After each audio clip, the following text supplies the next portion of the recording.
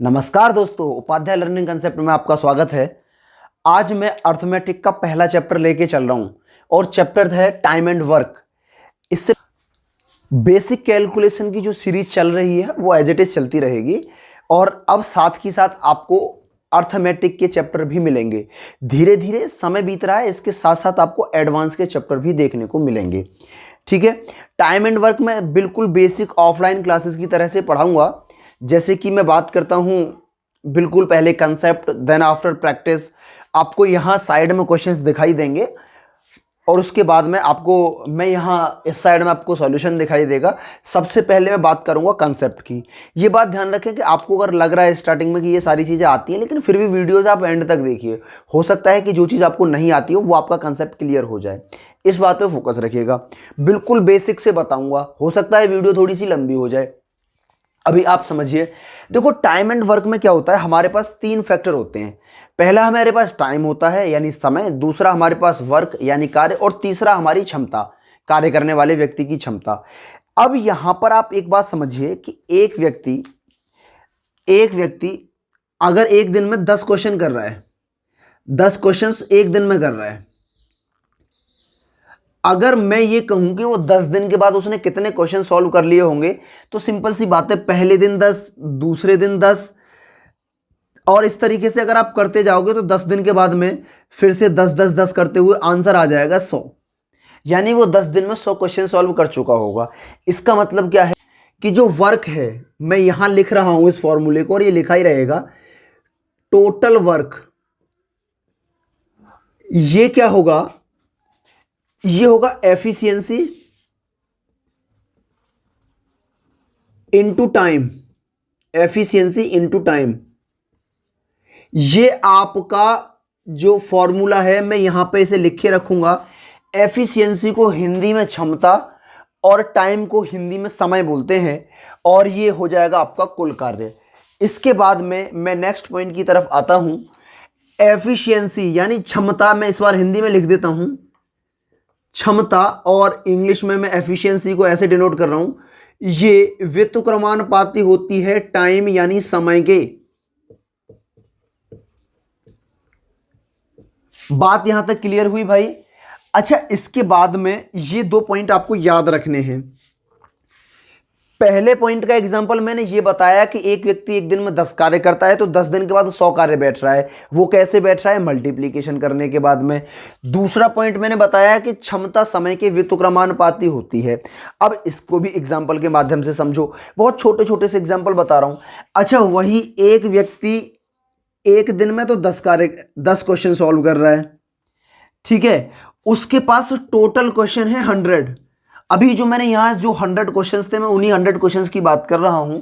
उसके पास total questions हैं 100, तो उसे समय लग रहा है 10 दिन। अच्छा, अगर वही व्यक्ति एक दिन में 20 क्वेश्चन सॉल्व करना शुरू कर दे, एक दिन में 20 क्वेश्चन सॉल्व कर ले, तो अब समय कितना लगेगा? अब मैं समय की बात करूंगा तो 20 पहले दिन, 20 दूसरे दिन, 20 तीसरे दिन, ऐसे करके समय लगेगा मुझे 5 दिन। आपने यहां पर एक चीज महसूस की कि अगर आपने क्षमता बढ़ाई, यानी ये जो कार्य है, एक दिन का कार्य ही क्षमता कहलाता है, एक दिन का कार्य ही क्षमता कहलाता है। आप एक दिन में पहले 10 कार्य कर रहे थे तो आपको 10 दिन लग रहे थे, अब आप एक दिन में 20 कार्य कर रहे हो तो आपको 5 दिन लग रहे हैं। यानी आपने अपनी क्षमता को बढ़ाया तो समय घट गया। एक चीज के बढ़ने से दूसरा घटना, यही व्युत्क्रमानुपाती कहलाता है। इसका मतलब क्या हुआ कि समय क्षमता के व्युत्क्रमानुपाती है। यानी अगर आपकी क्षमता ज्यादा है तो आपको समय कम लगेगा, अगर आपकी क्षमता कम है तो आपको समय ज्यादा लगेगा। दोनों पॉइंट आपके क्लियर हो गए। इसके बाद हम आ जाते हैं थर्ड पॉइंट की तरफ। अच्छा, अब क्षमता देख लीजिए, एफिशिएंसी क्या होता है, मैं वो पॉइंट भी आपको बता देता हूं। देखो, एफिशिएंसी को क्षमता बोलते हैं। मैं दोनों भाषाओं में तो नहीं लिख पा रहा क्योंकि आप इतना तो समझ ही रहे हो। एफिशिएंसी को हम बोलते हैं पर यूनिट टाइम वर्क, और यहां मैं समय को दिन में ले रहा हूं, तो मैं ये कह सकता हूं कि पर डे वर्क। अगर यही कार्य मैं घंटे में करूंगा तो फिर मैं लिख दूंगा पर आवर्स वर्क मेरी क्षमता होगी। फिलहाल ज्यादातर जो क्वेश्चंस हैं वो डेज में ही होते हैं, कार्य और समय वाले, तो मैंने प्रतिदिन के कार्य को क्षमता मान लिया। ये तीनों पॉइंट आपको याद रखने हैं। क्षमता क्या होती है? प्रतिदिन वर्क होता है। अच्छा, इसी से रिलेटेड मैं एक क्वेश्चन छोटा सा करवा रहा हूं कि ये व्युत्क्रमानुपाती वाला बिल्कुल बेसिक से करवाऊंगा, अभी कोई शॉर्टकट नहीं, उसके बाद हम सीधे सीधे शॉर्टकट पर पहुंचेंगे। अब आप समझिएगा, जैसे मैं क्वेश्चन से लिख रहा हूं, पहले मैं लिख ही रहा हूं इस क्वेश्चंस को, उसके बाद में पीडीएफ आपको क्वेश्चंस तो इस सीरीज में आएंगे, लेकिन एक दो छोटे छोटे से बेसिक से क्वेश्चंस मैं आपको लिख के बता रहा हूं। देखो, मैंने एक छोटा सा क्वेश्चन लिखा है। याद रखना कि ये क्वेश्चन अभी पेपर में आने वाले क्वेश्चन नहीं है, ये आपको बेसिक पॉइंट समझाने वाले क्वेश्चन है। मैं आपको समझा रहा हूं इस वाले पॉइंट को कि क्षमता समय के व्युत्क्रमानुपाती होती है। अब देखो, इसके लिए मैंने क्वेश्चन इंग्लिश में लिख दिया है, हिंदी में मैं इसको बोल रहा हूं कि ए तथा बी की कार्य क्षमताओं का अनुपात दे रखा है 3:4। अभी क्षमता क्या बताया था? क्षमता बताया था प्रतिदिन का कार्य ही क्षमता कहलाता है। इसका मतलब ये क्या हुआ कि ए एक दिन में 3 कार्य करता है तो बी 4 कार्य करता है। अब उस निश्चित कार्य को करने में उन्हें समय कितना लगेगा, वो यही पूछ रहा है कि समय का अनुपात पूछ रहा है। बात क्लियर हुई? तो देखो भाई, एफिशिएंसी अगर मैं ए की बात करता हूं तो ये 3 है, तो टाइम ए का कितना आ जाएगा? 1/3। मैं अगर एफिशिएंसी बी की बात करता हूं, क्योंकि व्युत्क्रमानुपाती का मतलब समझो, देखो 1/टाइम, क्षमता क्या है? 1/टाइम। इसी प्रकार टाइम क्या होगा? 1/क्षमता। तो क्षमता आपको दे रखी है 3, तो समय कितना हो जाएगा? 1/3। अब क्षमता आपको अगर दे रखी है, बी की कितनी दे रखी है क्षमता? ये ए लिख दिया है मैंने, ये ए लिख दिया है और ये मैंने बी लिख दिया है। अब ये क्या हो जाएगी भाई? बी की क्षमता कितनी है? बी की क्षमता है 4, तो बी का टाइम कितना हो जाएगा? मैं बी के टाइम की बात करूं तो ये कितना हो जाएगा? ये 1/4 हो जाएगा, क्योंकि क्षमता क्या है? 1/टाइम। अच्छा, अब इनके समय का अनुपात पूछ रहा है, तो ए तथा बी के समय का अनुपात आप निकालोगे तो ये 1/3 और 1/4 आ जाएगा। देखो, जब रेशियो को मैं सिंपलीफाई करता हूं तो इस बात का ध्यान रखो कि मैं एलसीएम लेके, यानी इन दोनों का एलसीएम लेके गुणा कर दूंगा 12। अब 12 का गुणा जब मैं इस वाली लाइन में करूंगा तो 12/3 आंसर क्या आएगा? 12/3, यानी ये तो आ जाएगा 4 और ये 12/3, सॉरी 12/4, ये कितना हो जाएगा? 3। तो ये आपका आंसर आ जाएगा समय का अनुपात। मैं फिर बता रहा हूं कि ये बिल्कुल एक एक पॉइंट को समझाने के लिए क्वेश्चंस लिए हैं, इनका यूज होगा क्वेश्चन में। ये ऐसे छोटे छोटे क्वेश्चंस एग्जाम में नहीं आएंगे। आपको ये बात समझ में आई? अच्छा, आप एक बात और समझो। क्या बात समझना है आपको? अगर दो व्यक्तियों के समय की बात हो, दो व्यक्तियों के समय की बात हो, तो उनकी जो एफिशिएंसी का रेशियो था उसको क्रॉस कर दो, उसको उल्टा कर दो, वही हो जाएगा उनकी क्षमताओं का अनुपात जो था उसका। अगर मैंने क्रॉस कर दिया तो वो उनके समय का अनुपात हो जाएगा। देखो, 3:4 था, समय का अनुपात 4:3 आया। याद रखें कि ये कैसे आया? ये 1/3 1/4 करके आया। अगर यही 3 लोग होते तो 1/5, अगर सपोज 3 4 5 होता तो 1/5 करके नीचे से एलसीएम लेके सिंपलीफाई करते। बात यहां तक आप लोगों की समझ में आ गई होगी। अब मैं आपको क्वेश्चंस कराता हूं, ठीक है? अब देखो, आपको स्क्रीन पे जो क्वेश्चंस दिखाई दे रहा है उस क्वेश्चंस को समझो। क्वेश्चंस लिख रहा है, हिंदी और इंग्लिश दोनों भाषाओं में है, उसके नीचे 4 ऑप्शन है। क्वेश्चंस क्या लिख रहा है? ए किसी कार्य को 6 दिन में तथा बी उस कार्य को 9 दिन में पूरा कर सकता है, तो वे दोनों मिलकर के उस कार्य को कितने दिन में पूरा करेंगे? तो अब देखो, क्वेश्चंस के अकॉर्डिंग ही हम चलेंगे। इसमें क्या है कि ए किसी कार्य को 6 दिन में कर रहा है और बी उस कार्य को 9 दिन में कर रहा है। बहुत बेसिक से समझना, ये 6 और 9 आपको समय दे रखा है और वो किस में दे रखा है? दिन में। तो मैंने यहां डेज लिख दिए। अच्छा, आपके पास एक कार्य की जरूरत है कि भाई वो किस कार्य को कर रहे थे। कार्य तो क्वेश्चन में मेंशन नहीं है, तो आप अपनी मर्जी से कोई भी कार्य मान लो। आप अपनी मर्जी से कोई भी कार्य, यहां पे हम कार्य क्या माने? कोई कहेगा कि सर मैं तो 1 मानूंगा, कोई कहेगा मैं 2 मानूंगा, कोई कहेगा 5 मानूंगा, कोई कहेगा 6 मानूंगा, ठीक है, कोई कहेगा मैं तो x मानूंगा, कोई कहेगा y मानूंगा। आप मान कुछ भी सकते हैं, लेकिन एग्जाम में हमारी कैलकुलेशन डिफिकल्ट ना हो, इसके लिए हम इन दोनों के एलसीएम को कार्य मान लें। तो इन दोनों का एलसीएम, जरूरी नहीं एलसीएम हो, बस इन दोनों से डिविजिबल हो वो नंबर। कोशिश ये रहे कि शॉर्टेस्ट रहे, और शॉर्टेस्ट एलसीएम ही रहता है। तो अगर 6 और 9 का मैं देखता हूं, तो 9 का टेबल पढ़ो, 9 दूनी 18। क्या 18 6 से डिविजिबल है? हाँ है तो यही इनका एलसीएम हो जाएगा। डिविजिबल मतलब विभाजित। अब देखो 6 दिन में 18 कार्य करता है, ये वर्ग लिख दिया। 6 दिन में 18 कार्य करता है, तो एक दिन में कितना कार्य करेगा? एक दिन में कार्य निकालने के लिए देखो, एक दिन का कार्य ही मेरी क्षमता कहलाती है, और क्षमता निकालने के लिए मुझे क्या करना पड़ेगा? इस समय से टोटल वर्क में भाग करना पड़ेगा। 6 से मैंने 18 में भाग दिया, तो ये कितना आ गया? 3 आ गया। 9 से मैंने 18 में भाग दिया, तो ये 2 आ गया। और ये ही क्या आ गया? प्रतिदिन का कार्य। प्रतिदिन का कार्य क्या बताया था अभी? प्रतिदिन का कार्य ही मैंने क्षमता बताया था। ये बात सभी आप जानते हैं। तो मैंने या तो यहां एफिशिएंसी लिख दूं या प्रतिदिन का कार्य लिख दूं। अच्छा, अब आप एक बात सोचो कि कोई खेत है जिसमें 18 क्यारियां बनी हुई है। ए 3 दिन में, ए एक दिन में 3 क्यारी काटता है, बी एक दिन में 2 क्यारी काटता है। कितनी क्यारियां कट गई? 5। ठीक है, काटनी कितनी है? 18। तो आपको टाइम दोनों को मिलकर, दोनों ने एक दिन में कितनी काटी? ए प्लस बी, दोनों की क्षमता मैंने देखी, तो ये आ गई 5। अब मुझे फिर से टाइम चाहिए। अगर आप टाइम की बात करते हो, तो टाइम क्या हो जाएगा? कुल कार्य। कुल कार्य, अगर देखो फिर से वही पहले वाले प्रश्न पे आओ, टाइम निकालना है, कुल कार्य, अब ये बटे में आ जाएगा। तो कुल कार्य है 18 और क्षमता कितनी है? 5। 5 से जब हम किसी संख्या को भाग करते हैं, तो उसका डबल करके एक पॉइंट लगा देते हैं। ये बेसिक कैलकुलेशन वाले पार्ट में आपको मिल जाएगा।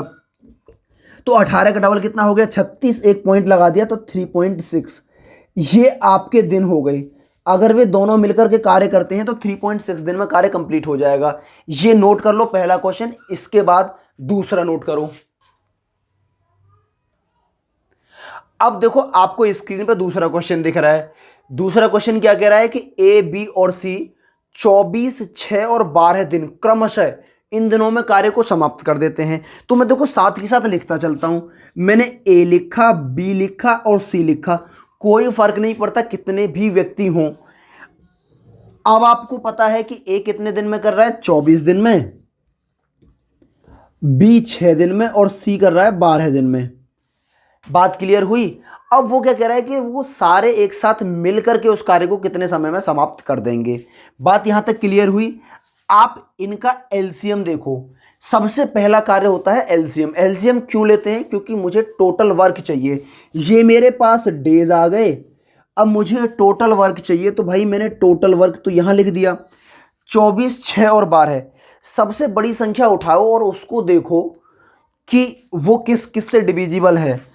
तो 24 का मैं 48 भी ले सकता हूं, लेकिन आप देखोगे तो 24 से तो डिविजिबल है ही, 6 से भी है और 12 से भी है। बात क्लियर हुई ना भाई? तो अब आपका इसको एलसीएम लेने की कोई जरूरत नहीं, ये इसका एलसीएम 24 ही आ गया। हमें पता है कि एफिशिएंसी निकालने के लिए मुझे क्या करना पड़ रहा था भाई? डिवाइड करना पड़ रहा था। एफिशिएंसी मतलब क्षमता, क्षमता मतलब एक दिन में किया गया कार्य। तो 24, एक व्यक्ति 24 दिन में 24 कार्य कर रहा है, तो एक दिन में कितना करेगा? 1 कार्य। बी 6 दिन में 24 कर रहा है, तो एक दिन में कितना करेगा? 4 कार्य। सी 12 दिन में 24 कर रहा है, तो एक दिन में कितना करेगा? 2 कार्य। ये जो आया है, ये इनकी क्षमताओं का अनुपात है। बात क्लियर हुई? अब इसका सॉल्यूशन देखो आप। ए प्लस बी प्लस सी, वो जैसे कह रहा है क्वेश्चन में, वैसे ही सॉल्व करो। ए प्लस बी प्लस सी मिल करके एक दिन में कितना कार्य करेंगे? 4 और 2 6 और 1 7। बात क्लियर हुई? ए बी सी कितना करना है? 1 4 और 2 यानी टोटल मिलाकर के 7 कार्य हो गया। यहां तक बात क्लियर हुई? भाई नंबर ऑफ डेज मांग रहा है, कितने दिन लगेंगे, तो तीनों को जो दिन लगेंगे उस पे फोकस करो कि कुल कार्य समय, दिन का मतलब क्या है? समय। समय कैसे निकालोगे? कुल कार्य बट्टे क्षमता। तो कुल कार्य कितना है? 24 बटे में 7 से करोगे तो अब आपको ये जो आंसर मिल जाएगा, 7 का डिवाइड करो, 7 या 21 और 3/7 दिन। यही आपका आंसर है। बात क्लियर हुई? इसके बाद आगे क्वेश्चंस को देखिए।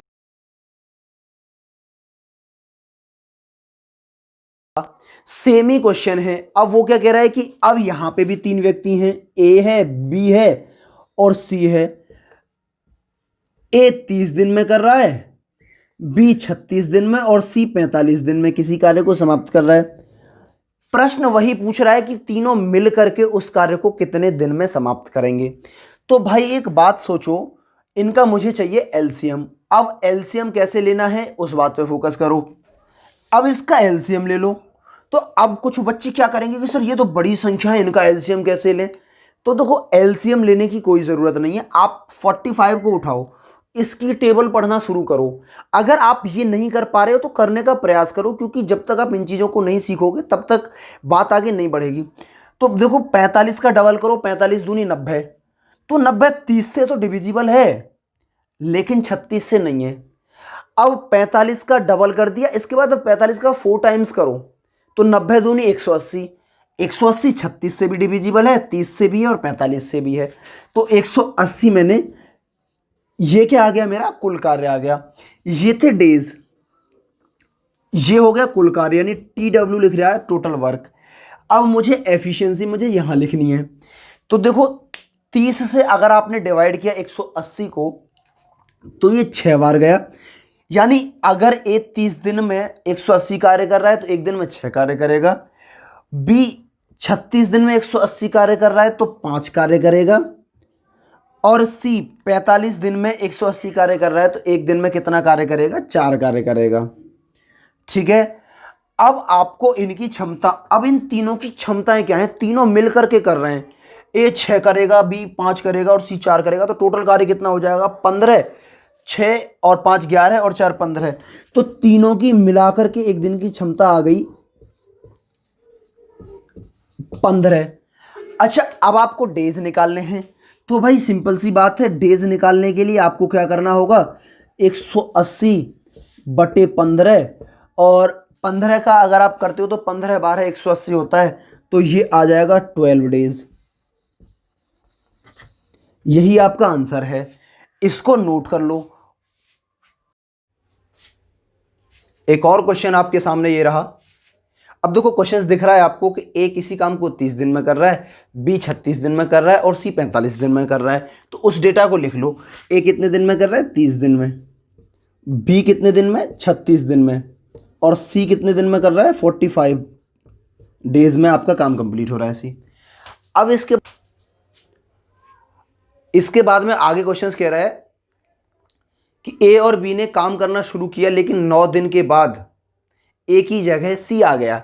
अब देखो बात क्या है, ये रिप्लेसमेंट टाइप का क्वेश्चन है। 9 दिन तक तो ए और बी ने काम किया। सबसे पहला काम है मेरा कि मैं इनका एलसीएम लूं। और अभी पिछले वाले क्वेश्चंस में भी यही डेटा था। एलसीएम आ गया 180। 180 क्या आ गया? मेरा टोटल वर्क। ये डेज थे इनकी। जब अब आप निकालोगे एफिशिएंसी, एफिशिएंसी थोड़ी देर पहले भी बताया था क्या होता है? पर डे वर्क होता है।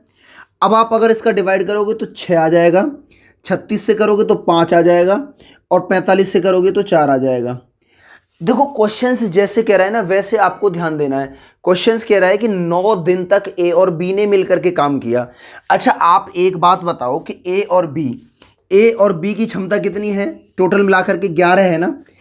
ए प्लस बी का 11 काम 9 दिन तक किया तो 99 काम कंप्लीट हो गया। अगर 180 क्वेश्चंस थे और उसमें से 99 आपने कंप्लीट कर दिए तो बचे कितने? 99 आपने कंप्लीट कर दिए तो 81 बचे। इसके बाद में वो क्या कह रहा है कि ए की जगह सी को रिप्लेस कर देते हैं। ए की जगह सी आ गया तो ये हटाओ और इसे लगाओ, तो सिंपल सी बात है, अब बी प्लस सी काम करेंगे और बी प्लस सी की क्षमता कितनी है 9, 5 और 4 9, यानी एक दिन में 9 काम हो जाएगा बी प्लस सी के द्वारा। अब टोटल काम है 81, तो नंबर ऑफ डेज जो लगेंगे बी प्लस सी को रिमेनिंग कार्य को करने में, डेज की मैं बात करता हूं तो 81 डिवाइड बाई 9 और आंसर आ जाएगा 9 डेज। ये बात मैं प्रीवियस क्वेश्चन में भी बता चुका हूं कि मैं डिवाइड क्यों कर रहा हूं, क्योंकि मुझे डेज निकालने हैं, तो डेज मतलब टाइम निकालना है, तो मैं एफिशिएंसी से डिवाइड करूंगा टोटल वर्क में, और वही मैंने किया है। अगर मुझे एफिशिएंसी निकालनी है तो टोटल वर्क में मैं टाइम से डिवाइड करता हूं, आंसर इसी तरीके से आता है। अब ये था रिमेनिंग वर्क, क्योंकि देखो मैंने 81 वर्क को कंप्लीट करवाया था, तो 9 डेज तो बी और सी ने काम किया। ए और बी ने कितना किया था, ए और बी भी 9 दिन कर गए थे, तो number of days, the total days जो होगा, टोटल डेज की हम बात करेंगे तो 9 पहले थे ए प्लस बी के, और बी प्लस सी के भी 9 दिन थे, तो कितने हो गए 18 डेज, आपका आंसर आ गया। तो आपको ये बात भी ध्यान रखनी है कि रिमेनिंग वर्क पूछ रहा है या टोटल वर्क पूछ रहा है। ओके, नेक्स्ट क्वेश्चन देखिए। देखो, अगर आपको हेल्पफुल लग रहा है चैनल तो आप इसे सब्सक्राइब कर लें और लाइक जरूर कर दें वीडियो को, ठीक है। अब नेक्स्ट क्वेश्चन की तरफ आते हैं। वो क्या कह रहा है कि ए इसे किसी काम को 36 दिन में करता है, बी 45 दिन में करता है, और सी इस काम को 60 दिन में पूरा करता है। तो सबसे पहले मैं ये जो डेटा है इसको लिख लेता हूं, ए बी सी 36, 45 और 60 डेज। दूसरा काम रहता है इनका एलसीएम लेना। एलसीएम क्यों लेते हैं, क्योंकि मैं टोटल काम मुझे निकालना है। ये डेज थे, अगर मैंने इनका एलसीएम लिया तो एलसीएम आ जाएगा वही, फिर से 180 आ जाएगा। देखो, क्योंकि एलसीएम ऐसे देखा करो कि यहाँ इससे और इससे डिविजिबल होना चाहिए, और लास्ट में 0 भी चाहिए। तो 60 का मल्टीप्लाई करते चलो, 60 दूनी 120। अब आपको पता है कि 120 अगर मैं इसको लेता हूं तो वो 36 से डिविजिबल नहीं है और इससे भी डिविजिबल नहीं है। फिर 180 कर दो, 6 का 3 टाइम्स टेबल पढ़ो, 180 हो गया। ये सभी से डिविजिबल है, अभी थोड़ी देर पहले भी तो आया था। देखो, 36 से मैंने डिवाइड करके देखा तो ये 5 आ गई इसकी एफिशिएंसी। एक बार फिर से बता देता हूं कि 36 दिन में 180 कार्य कर रहा है तो एक दिन में 5 कार्य हो गया। ये 45 दिन में 180 कार्य कर रहा है तो एक दिन में कितना कर रहा होगा, ये 4 कार्य कर रहा होगा। और ये 60 दिन में 180 कार्य कर रहा है तो एक दिन में कितना कार्य कर रहा होगा, 3 कार्य कर रहा होगा। ये यहां तक मैंने एफिशिएंसी आपको दिखाई। अब इसके बाद में वो क्या कह रहा है कि सी काम पूरा होने से 4 दिन पहले छोड़ के चला गया, तो कुल कार्य कितने दिन में पूरा हुआ। अब देखो, सी 4 दिन पहले छोड़ के जा रहा है। मैं आपको बताता हूं कि जब कार्य समाप्त होने से पहले छोड़ के जाएगा तो उसका उतने दिन का काम ऐड कर दो और उनसे सबसे काम करवा दो। ये कंसेप्ट धीरे धीरे आपकी समझ में आ जाएगा, पहले आप क्वेश्चंस करो 2-4। तो सी छोड़ के जा रहा है 4 दिन पहले, सी का 4 दिन का काम और निकाल लो, 12 काम हो गया, 12 मैंने ऐड कर दिया तो ये 192 हो गया टोटल कार्य। 5 और 4 9 और 3 12 है, इनकी एफिशिएंसी 12 से डिवाइड कर दो, अब आपका आंसर आ जाएगा। तो एक बार चला गया, कितना 12 छिक्के 72, 16 डेज आपका आंसर आ जाएगा। इसे नोट कर लो। हालांकि इसका एक मेथड और है, वो थोड़ा सा लेंथी मेथड है, बात समझना, उसको डायग्राम के माध्यम से। जो बच्चे बिल्कुल बेसिक से हैं उस मेथड को जरूर सीखें। देखो, एग्जाम के पॉइंट ऑफ व्यू से ये सारी चीज़ें अच्छी हैं और हमें सॉल्व करने में यही अच्छी लगती है, क्योंकि जो शॉर्ट है वही अच्छा लगता है। लेकिन कभी कभी हमें बेसिक आना भी जरूरी होता है, आप उस बेसिक को जरूर देखो। मैं दूसरे मेथड से इस क्वेश्चन को सॉल्व करवाता हूँ।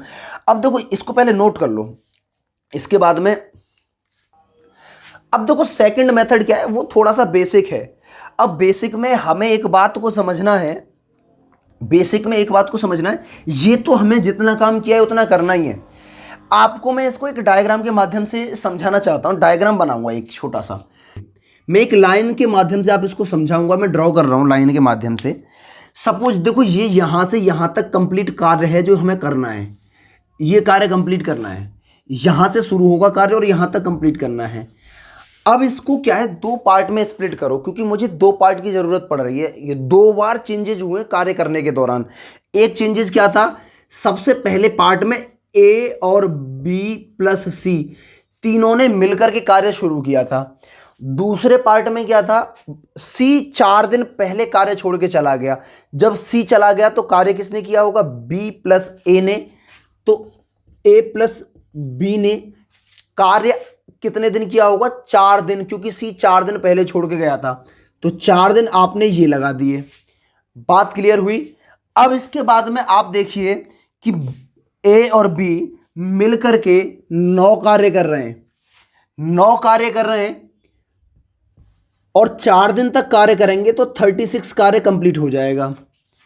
180 में से 36 को सब्ट्रैक्ट कर दो, 144 बचेगा। 36 कार्य मैंने खत्म कर दिया, हटा दिया, 144। अब ये कौन सा कार्य आया, जो इस वाले रीजन से पहले कंप्लीट हुआ था, यानी ये है 144 कार्य। अब ये 144 है। अब आप एक बात मुझे ये बताइए कि इसको किसने किया है, तीनों ने मिलकर के किया है। 5 और 4 9 और 3 12 है। तो आप इनकी एफिशिएंसी तीनों की 12 है। ए प्लस बी प्लस सी की एफिशिएंसी ये है 12। 12 से डिवाइड कर दिया और आंसर कितना आया, ये आंसर आ गया मेरा 12। अब एक बात बताओ कि कुल कार्य कितने दिन में समाप्त हुआ, 12 दिन तो ये आ गए और 4 दिन आपके पहले थे। ये 4 दिन पहले कार्य किया था उन्होंने, ए और बी ने बाद में कार्य किया था। तो टोटल मिलाकर डेज कितने आ गए, टोटल कार्य जो कंप्लीट हुआ वो 16 डेज में हुआ। यही हमारा आंसर है। अब देखो आपको जरूर पहले वाला मेथड बेहतर लगेगा, लेकिन मेरा मानना यही है कि आपको बेसिक कंसेप्ट आना चाहिए कि उसमें हो क्या रहा है। आप एक बार अगर ये बेसिक सीख जाएंगे तो शॉर्टकट आप खुद बनाना सीख जाएंगे।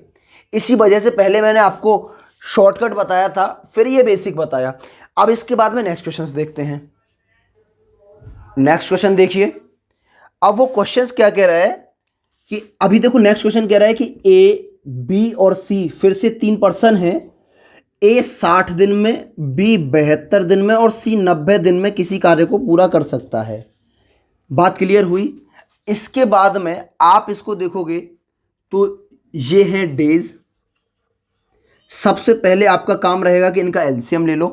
अब आपको पता है कि 60 और 90, अब 72 का आपको और देखना है।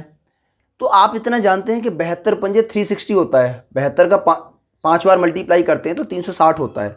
बात क्लियर हुई। अब इसमें क्या है, 360 से सारी वैल्यूज कट जाएंगी तो इनका एलसीएम क्या आ गया, 360 आ गया। ये आ गए आपके डेज, ये आ गया आपका वर्क। अब 60 दिन में 360 काम हो रहा है तो भाई एफिशिएंसी ए की कितनी आ गई, 6, बी की कितनी आ गई, 5 और सी की कितनी आ गई, 4। इसके बाद अब आपसे कह रहा है कि कितने दिन पहले छोड़ के जा रहा है, एक कार्य समाप्त होने से 5 दिन पहले छोड़ के जाता है। बिल्कुल पहले जैसा क्वेश्चन है, जितने दिन पहले छोड़ के जाए और जो छोड़ के जाए उसका कार्य ऐड करो और सबसे काम करवा दो। ए 5 दिन पहले छोड़ के जा रहा है तो इसका मतलब इसमें 30 कार्य और ऐड कर दो। आपने 30 कार्य और ऐड किया तो ये कार्य हो गया आपका 390। अब आप सबसे भाग कर दो, 6 और 4 10 और 5 15 से आपने भाग कर दिया। आप देखोगे कि 15 दूनी 30, 9 बच गया और 15 छिक्के 90, 26 दिन आ गया आंसर।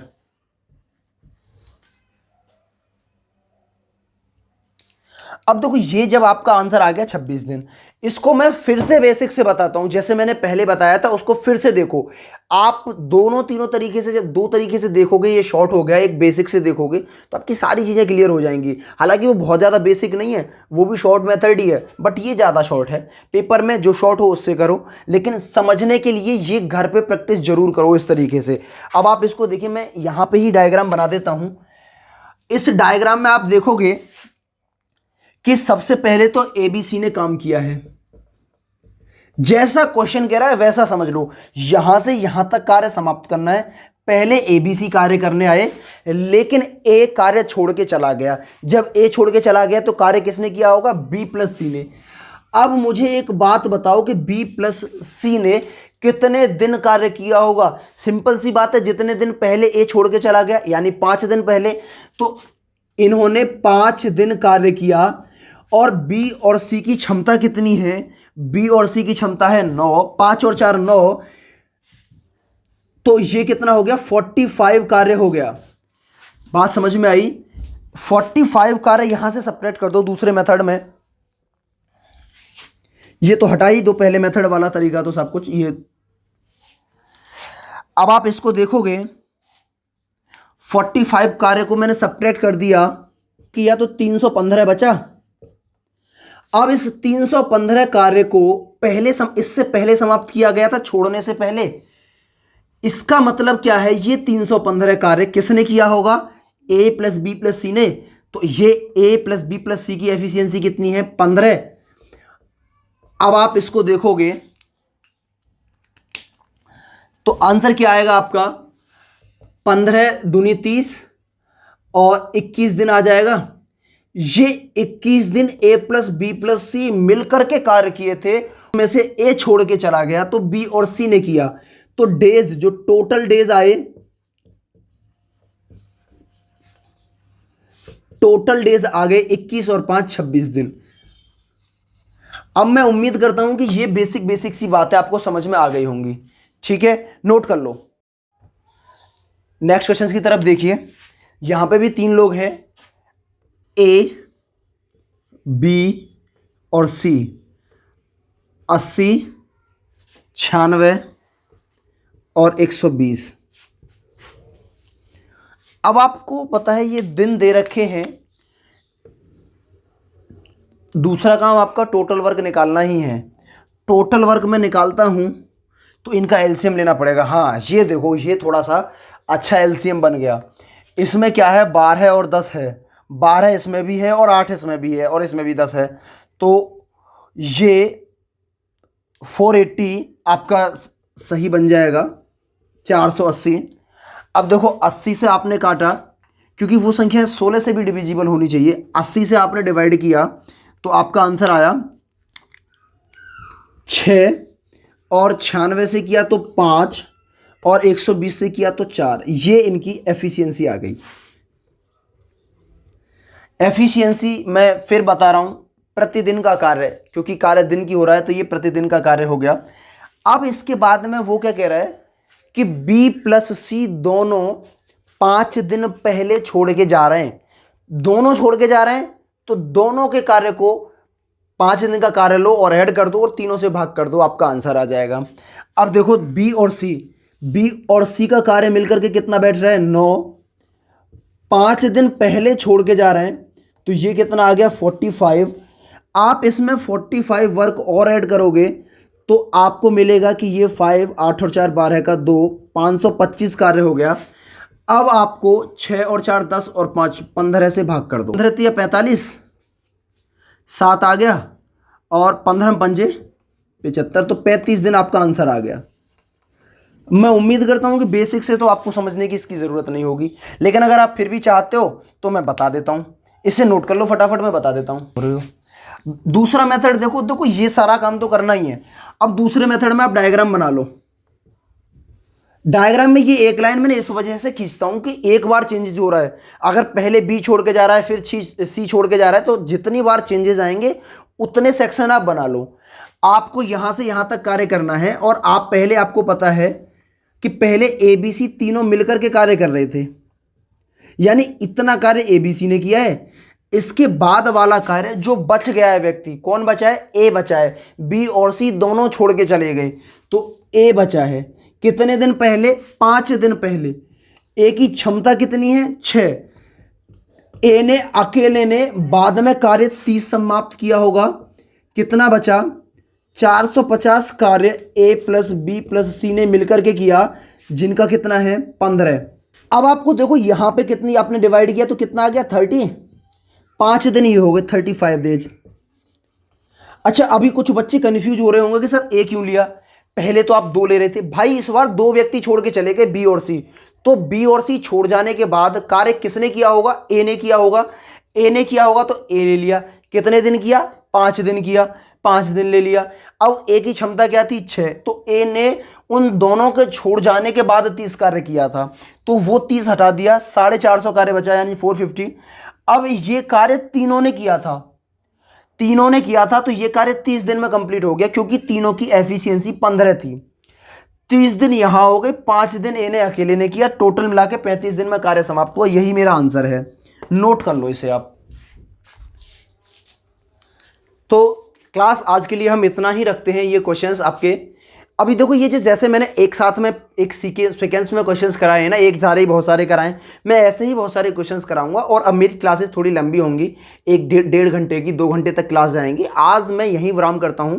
और अगर आपको ये हेल्पफुल लग रहा है तो आप इसे लाइक, शेयर और सब्सक्राइब जरूर करें।